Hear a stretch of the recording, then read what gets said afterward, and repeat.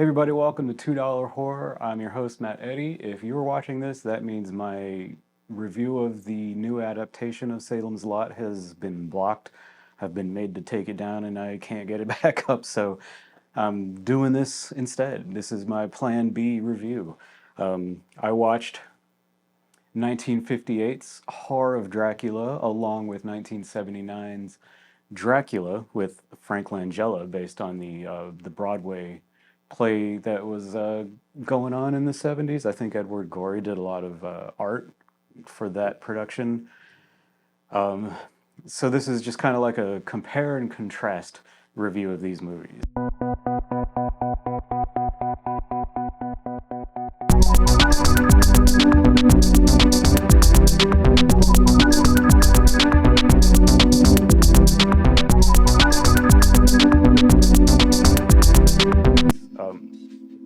I had never seen the original Hammer Dracula movie, Horror of Dracula, from 1958 with Christopher Lee. He's like this this iconic figure in Dracula cinema. I mean, nobody's Bela Lugosi, but if you don't think of Bela Lugosi, then you probably think of Christopher Lee as Dracula. I gotta say, I wasn't very thrilled with Christopher Lee's performance as Dracula. He seemed really stern and stiff. There's no romance or mystique to his portrayal of Dracula. He just kind of felt like Vice Principal Dracula to me. Count Dracula. I am Dracula, and I welcome you to my house. I must apologize for not being here to greet you personally, but I trust that you have found everything you needed.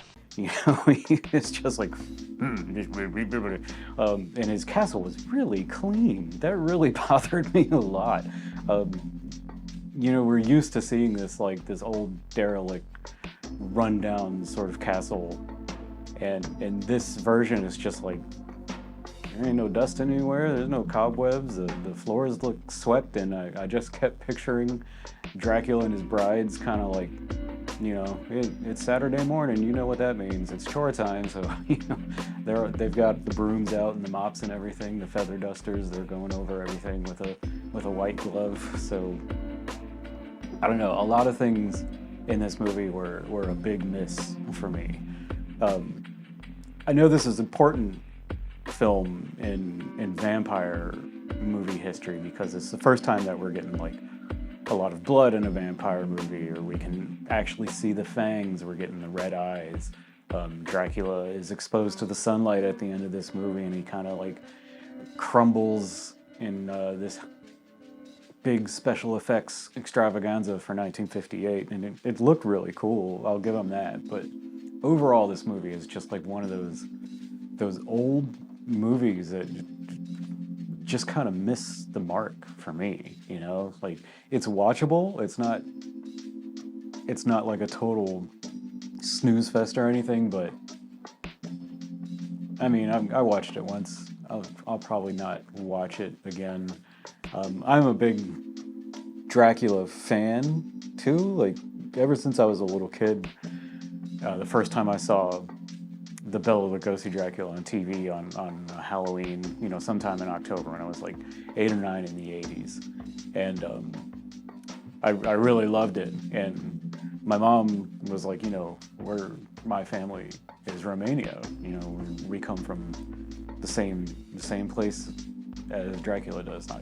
You know, that made it even cooler for me. So because of like that aspect of it, like I have Romanian ancestry and everything, I kind of latched on to the whole Dracula thing when I was a little kid, and I thought it was really cool.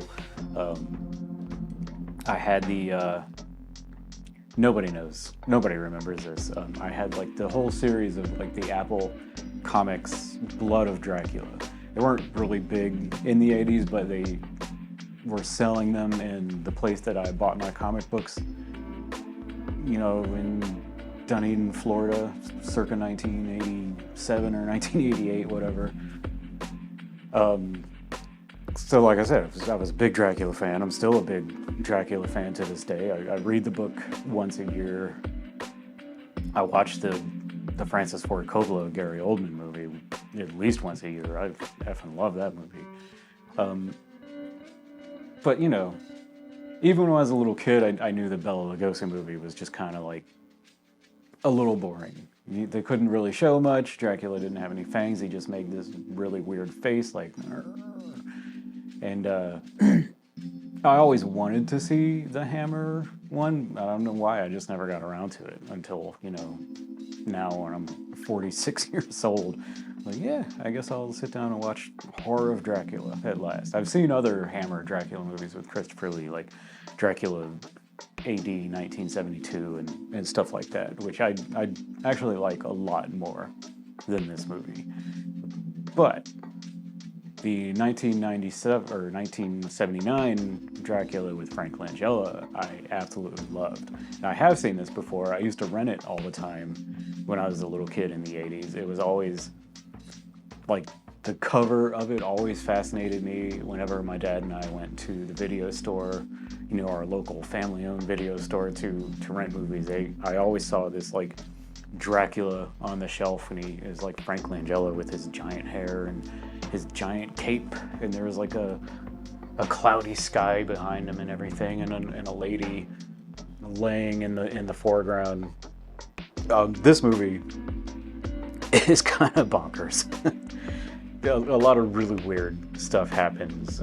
For one, they skip the whole Jonathan Harker goes to Transylvania thing in the beginning. They just skip right over that. This movie opens on the Demeter, the voyage from Transylvania to London, or Whitby rather, and right away, like, the movie opens with people on the ship being like, something weird's happening, people are going missing, and it's got something to do with these stinking boxes. So they're like trying to crowbar them open, and all of a sudden this like hand bursts out of the top of one of the boxes, like straight through the wood, and it's like a shower of dirt and everything, and there's like this big werewolf arm that latches onto this guy's throat and like slowly tears it open.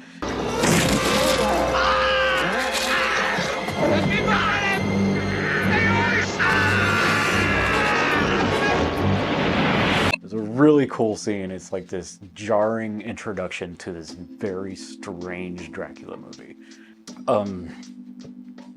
Whereas Christopher Lee was like vice principal Dracula, this is like art teacher Dracula. He is all romance and mystique. Miss Van Helsing.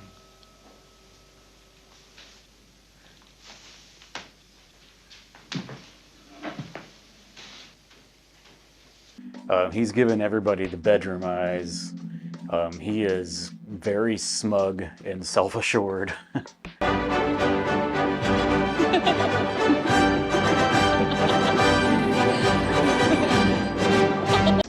Weird things happen, like I said.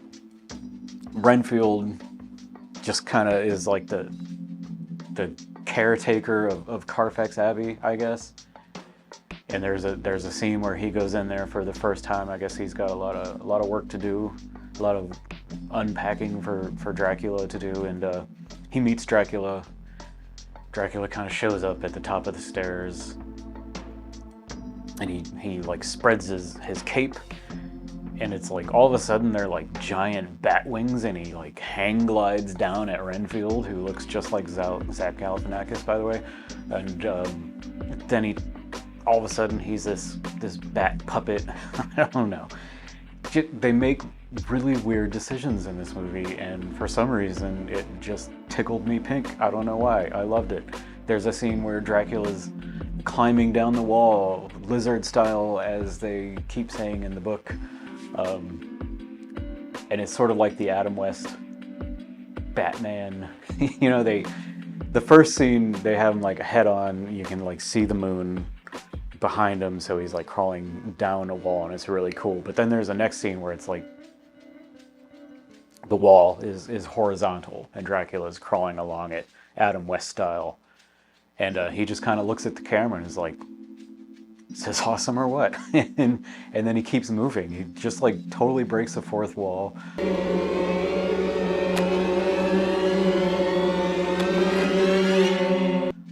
for some reason, I don't know why they did this in the movie, but they did, and I loved it.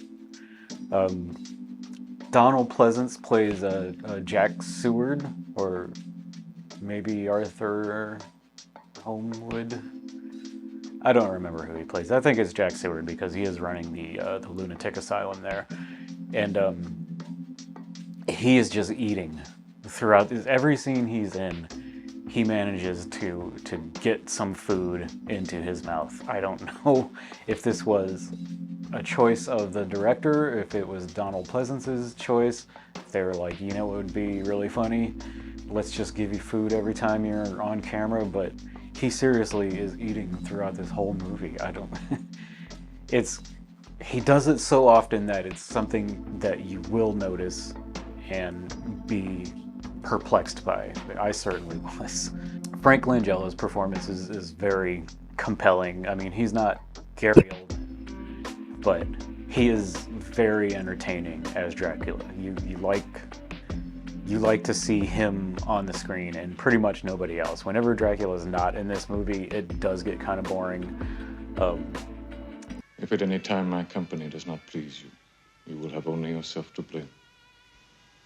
For an acquaintance who seldom forces himself, but is difficult to be rid of. It's the 70s, and even for a period piece, everybody kind of still has 70s hair, and it's terrible, and it's, you know, really distracting. Even Dracula has terrible 70s hair, but scenes without Dracula just kind of go nowhere. You stop paying attention, and then when he shows up, you're like, ah, I'm in this movie again. Okay, cool. Only mildly, I guess, follows the book. Like it veers off course in a pretty big way. In this movie, Dracula doesn't make it back to Transylvania. He just kind of goes, he gets on to another ship with Mina, and he's heading back to Transylvania, but Jonathan Harker and Van Helsing stop him there.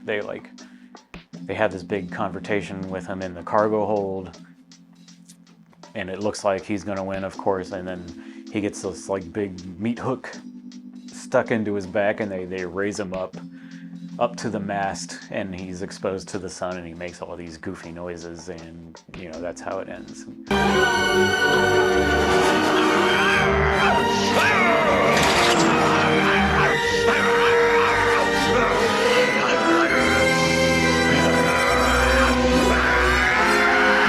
You have this like long shot of just his cape floating off into the wind off at the horizon. I don't know.